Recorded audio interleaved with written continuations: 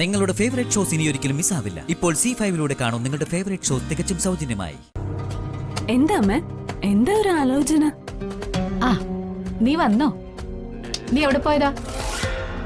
ആ പിശാശിന്റെ ബർത്ത്ഡേക്ക് കേക്ക് മുറിച്ച് ആഘോഷിച്ചോണ്ട് നിൽക്കാൻ എനിക്ക് താല്പര്യമില്ല. സമയവും ഇല്ലായിരുന്നു. അല്ല, നീ ആ പാവ എന്റെ കൈ കൊണ്ടു തന്നിട്ട് എങ്ങനെയും മാളൂന് കൊടുക്കാനും പറഞ്ഞ് നീ നിന്റെ പാട്ടിന് പോയി. ഞാനതെങ്ങനെ കൊടുക്കും? നീ തന്നെ പറ. അപ്പൊ കൊടുത്തില്ലേ അമ്മ? കൊടുത്തു, പക്ഷെ അത് ഞാൻ കൊടുത്താ വാങ്ങില്ലല്ലോ. ഇന്നെങ്ങനെ കൊടുത്തു? രാജിയുടെ കയ്യിൽ കൊടുത്ത് കൊടുപ്പിക്കാവെന്ന് വെച്ച് നോക്കിയപ്പോ രാജിയെ കാണാനില്ല. രാഹുലിനോടൊരു നമ്പർ ഇറക്കി നോക്കി, അവനും കൊടുത്തില്ല. വാങ്ങിയവര് തന്നെ കൊടുത്താ മതി എന്ന് പറഞ്ഞ് അവൻ പോയി. പിന്നെ ഞാൻ തന്നെ കൊണ്ടു കൊടുത്തു.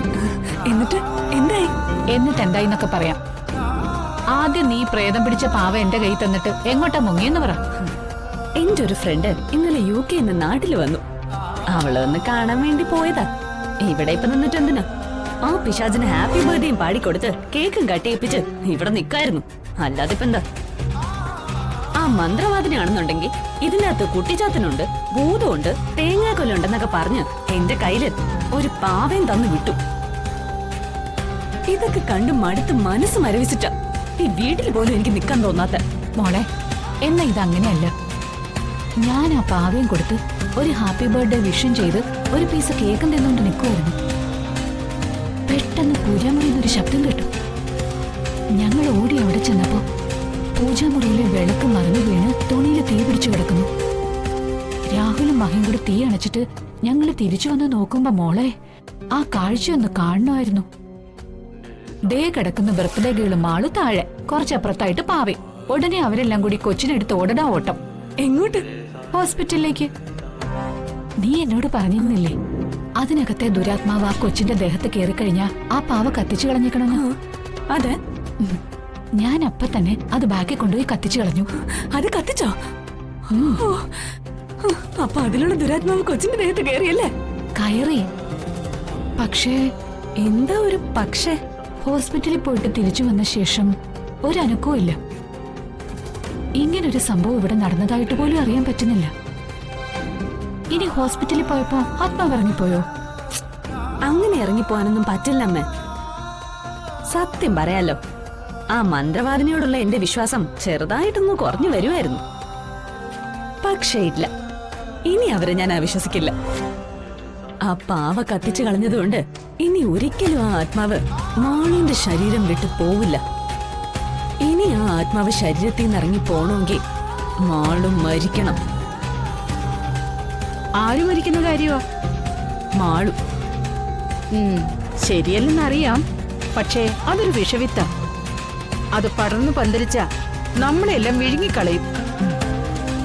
ആന്റി, ഇന്ന് നമ്മൾക്ക് ബർത്ത്ഡേ ഗിഫ്റ്റായിട്ട് ഒരു പാവ കൊടുത്തിരുന്നു. സംഭവങ്ങളെല്ലാം ഹൈമോദി പറഞ്ഞു. എല്ലാം കറക്റ്റായിട്ടൊന്ന് നടന്നാ മതിയായിരുന്നു. ഒരു കല്ലിളകിയാ മതി, ഏത് വലിയ കൊട്ടാരവും വീഴാൻ വലിയ താമസമൊന്നും ഉണ്ടാവില്ല. ആന്റി നോക്കിക്കോ, അവരുടെ അടിത്തറ ഇളകി കഴിഞ്ഞു. ഇനി അവരുടെ നാശത്തിന്റെ തുടക്കമാ.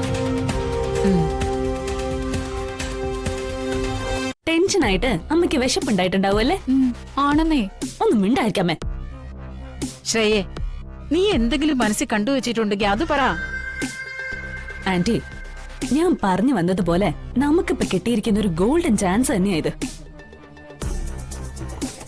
പാവയിലെ ദുരാത്മാവ് മാളുവിന്റെ ദേഹത്ത് കയറി കഴിഞ്ഞു. അമ്മ പാവ കത്തിച്ചും കളഞ്ഞു.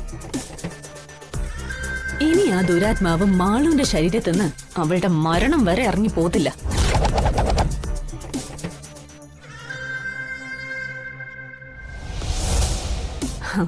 ആ മരണം അടുത്ത് തന്നെ സംഭവിക്കുകയും ചെയ്യും.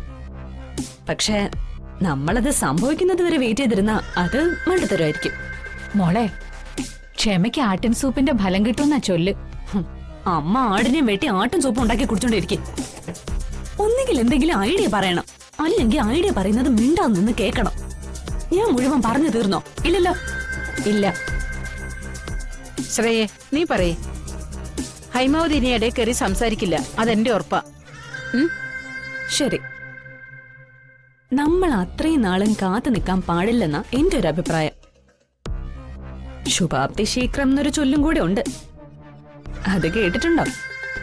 ആ ഉണ്ട്. എന്നാ ഇനി മിണ്ടാതെ നിന്ന് കേക്കണം.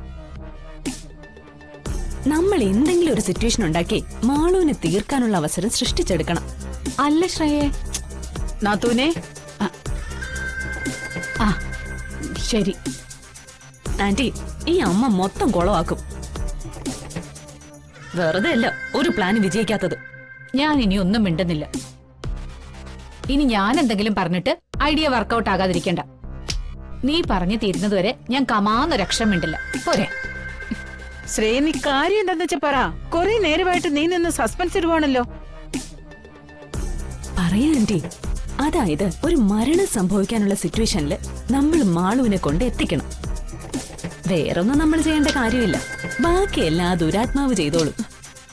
മനസ്സിലായില്ല, തെളിച്ചു പറ. ഉദാഹരണത്തിന് ഒരു റെയിൽവേ ട്രാക്കില് നമ്മൾ മാളുവിനെ കൊണ്ട് നിർത്തുന്നു. ട്രെയിൻ വരുന്ന സമയമാണ്. ട്രെയിൻ വരുന്നതും മാളുവിന്റെ ഉള്ളിലെ ദുരാത്മാവ് മാളുവിനെ ആ ട്രെയിനിന്റെ മുന്നിലേക്ക് ചാടിച്ചോളും. അതോടെ അവൾ ആ ട്രെയിനിന്റെ മുന്നിൽ കഷ്ണമായിട്ട് അങ്ങ് തീരും.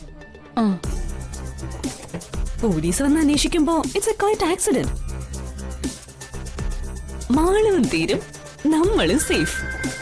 മനസ്സിലായോ? മനസ്സിലായി. അതുപോലൊരു സിറ്റുവേഷൻ നമ്മൾ ക്രിയേറ്റ് ചെയ്യണം. അപ്പോ റെയിൽവേ ട്രാക്കിൽ കൊണ്ടേ കളയാമെന്നാണോ ശ്രേയ പറയുന്നത്? അല്ല ആന്റി, കുറച്ചുകൂടി റിലയബിൾ ആവണമെന്നുണ്ടെങ്കിൽ അവള് മഹിയേട്ടന്റെ മുന്നിൽ വെച്ച് തന്നെ മരിക്കണം. നമ്മളെല്ലാം കൂടെ ഉണ്ടാവേം വേണം. അതിന് എന്തെങ്കിലും ഒരു ആഘോഷം ഇവിടെ നടക്കണം. മാളുവിന്റെ ബർത്ത്ഡേ ഇപ്പൊ കഴിഞ്ഞല്ലേ ഉള്ളൂ. ഇനി ഇപ്പോഴെങ്ങും ഒരാഘോഷം ഉണ്ടാവില്ല. പിന്നെന്ത് ചെയ്യാന്? നാത്തൂനെ, ഞാനൊരു നാത്തൂനെ. ശരി. ഞാനൊരു ഐഡിയ പറയാം. ഇപ്പം മഞ്ഞുകാലമല്ലേ, നമുക്ക് എല്ലാവർക്കും കൂടി പുറത്തുപോയി ഒരു ക്യാമ്പ് ഫയറൊക്കെ സെറ്റ് ചെയ്ത് ആഘോഷിക്കാന്ന് പറയണം. അതാവുമ്പോ ആ തീയിൽ തന്നെ അവള് ചാടി ചത്തോളും. മഹി സമ്മതിക്കും തോന്നുന്നില്ല. സമ്മതിപ്പിക്കണം ആന്റി. ആവശ്യം നമ്മുടേതാ. കുടുംബത്തിലെ എല്ലാവരുടെയും പിണക്കം മാറ്റാനെന്നോ ഒത്തൊരുമ ഉണ്ടാക്കാനാണെന്നോ റിലാക്സേഷന് വേണ്ടിയാണെന്നോ അങ്ങനെ എന്ത് വേണമെങ്കിലും പറയാം. എന്ത് പറയുന്നു എന്നുള്ളതിലല്ല കാര്യം, മഹിയനെ കൊണ്ട് സമ്മതിപ്പിക്കുക എന്നതിലാണ് കാര്യം. സൂപ്പർ ഐഡിയ മോളെ. ഇതിലും ആള് വീഴും. അല്ല, നമ്മള് വീഴ്ത്തിയിരിക്കും. ഇപ്പൊ മനസ്സിലായോ? ഓട്ടും സൂപ്പും കെട്ടിപ്പിടിച്ചോണ്ടിരുന്നിട്ട് കാര്യമില്ലാന്ന്. മനസ്സിലായി മോളെ. അങ്ങനെ നമ്മുടെ ഒരു ശത്രു കൂടി ഇല്ലാതാവുന്നു അല്ലേ? അതെ. പക്ഷേ നമുക്ക് നല്ലോണം ഒന്ന് പ്രിപ്പയർ ചെയ്തിട്ട് വേണം ഇത് മഹേന്റെ മുന്നിൽ അവതരിപ്പിക്കാൻ.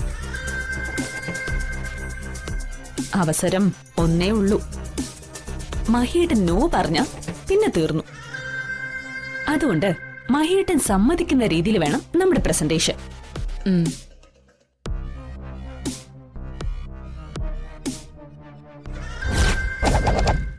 ഡൗൺലോഡ് ചെയ്യൂ C5 ആപ്പ്. കാണൂ എല്ലാ എപ്പിസോഡുകളും സൗജന്യമായി.